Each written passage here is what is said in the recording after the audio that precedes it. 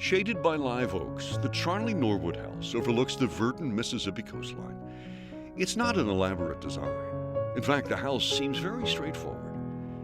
Yet the Charnley-Norwood House is one of the most significant buildings in America, one that helped shape 20th century American residential architecture. The Charnley-Norwood House is one of the most interesting and important early exemplars of the horizontal American residence.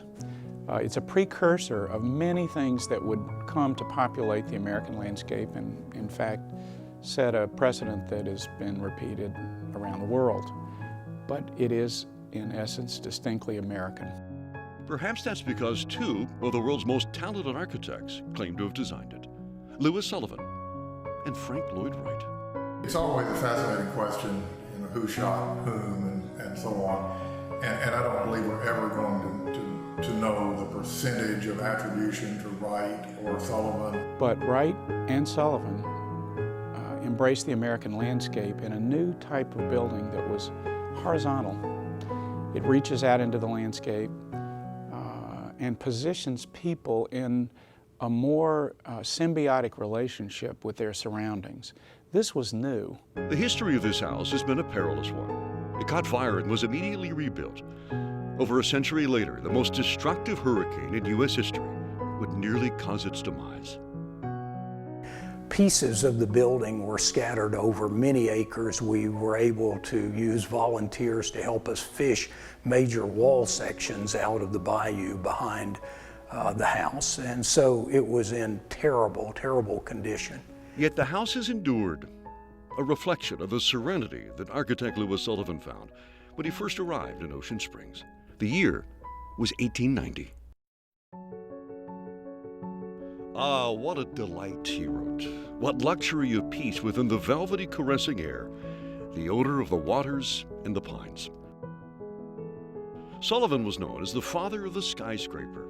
He was at the zenith of his career in the 1890s, yet pressure was taking its toll.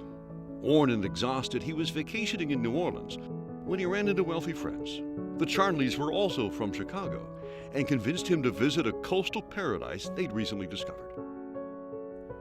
So Sullivan set out with them for Ocean Springs, a seaside village on Mississippi's coast. In that lush natural setting, Sullivan at last found the peace of mind he'd been seeking. He and the Charnleys purchased a large parcel of beachfront property. Sullivan called it a stately forest of amazing beauty, arranged as though by the hand of an unseen poet. Sullivan would design two similar vacation homes, one for himself and a neighboring one for the Charnleys. This would become his place of rejuvenation. This would become his place of peace. I think that this was Sullivan's extended architectural office, meaning that some of the great thinking about American architecture took place inside these walls. Sullivan found a kind of unique piece there. And to read his, I would say, almost maudlin writing from that period, where he described the natural environment, but he found a sort of harmony in gardening. And his own garden was extensive, included rose gardens and including an irrigation system. It was a fascinating place that fed his soul. And he wrote poetry as a result.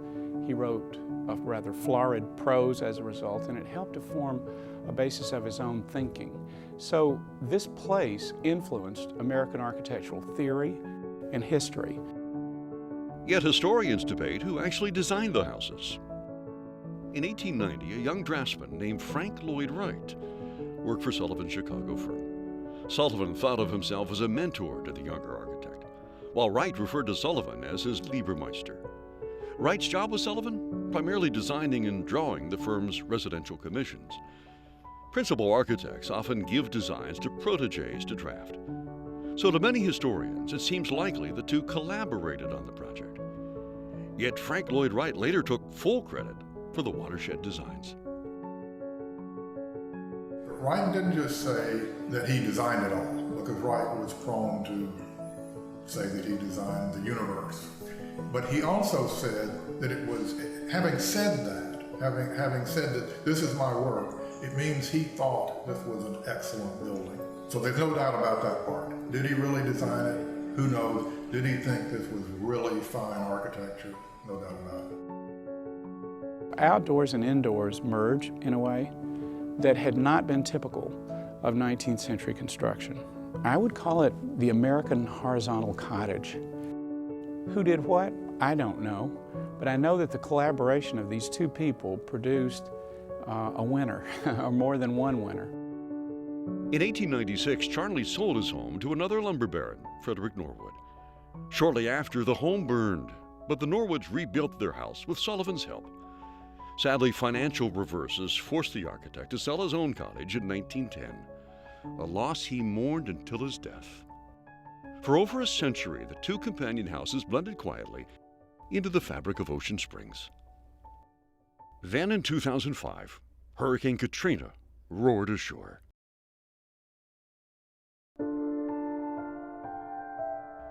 The record-breaking storm ravaged the Mississippi Gulf Coast with a wall of water more than 30 feet high.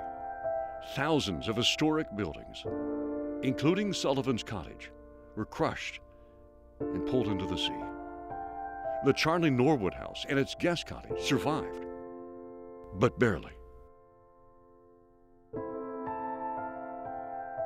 Charnley's property was lifted off its foundations by the tidal surge and washed backwards. The chimneys collapsed onto the house. One end of the house actually folded up under the building, and the roof line on the east side was buried in the dirt. So we issued the call to our preservation partners nationwide and asked for assistance from preservation architects, engineers, historic preservation specialists, and God bless them, they came from all over North America at their own expense and camped out with us down here. Volunteer crews scoured the bayous and woods for any remnants of the Charnley-Norwood House that might be salvaged. The building was stabilized while preservationists fought to head off demolition and searched for funds to rebuild. The state finally acquired the building in 2011, and the meticulous restoration process began.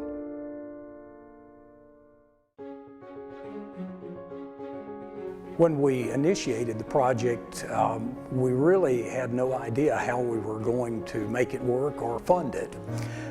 This is one of those things where you just go out on faith that you'll make it work. You'll find a way to make it work.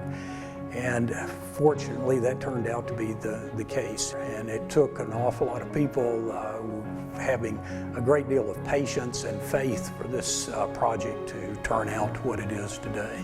Here is an important place and an important building and complex between the guest cottage and the main house in a place that is really unusual in the history of American arts and letters, that has been salvaged from almost total destruction in a heroic effort. Today, the Charnley-Norwood House stands as a symbol of courage, a striking testament to daring minds who explored new realms of design. But the building is also a monument to preservationists who had the vision to understand that saving our past only brightens the promise of the future. What should we do with this building today? We should celebrate it, we should share it, and we should find a use that will ensure that a subsequent generation can learn from the gifted and sympathetic spirits that created it.